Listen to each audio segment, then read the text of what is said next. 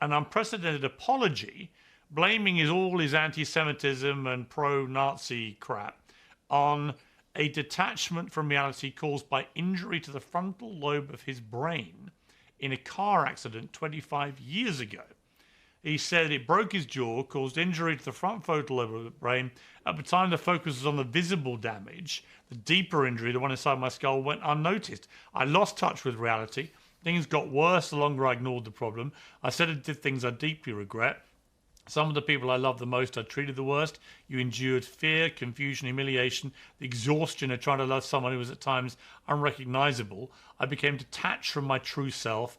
I gravitated in that fractured state toward the most destructive symbol I could find, the swastika, and even sold t-shirts bearing it. I regret and am deeply mortified by my actions in that state and am committed to accountability, treatment, and meaningful change. It doesn't excuse what I did, though. I'm not a Nazi or an anti-Semite. I love Jewish people.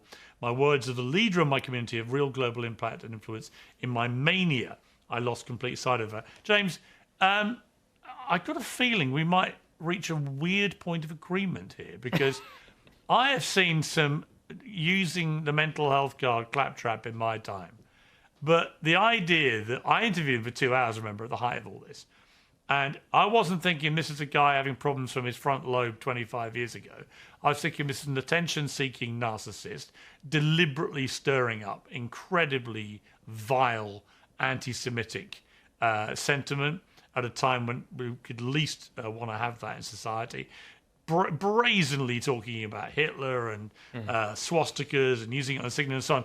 And I actually feel disgusted when people like this, when their careers go completely tits up as his had, and he realizes that the money tree's been turned off through revulsion, public revulsion, they turn to mental health. They suddenly remember they had a car crash 25 years ago. And that explains everything.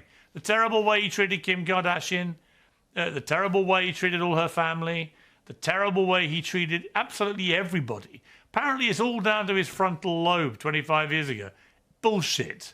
Yeah, he's a twat. I think he's a twat. No one has you can't say, oh, I've got bipolar, so that's why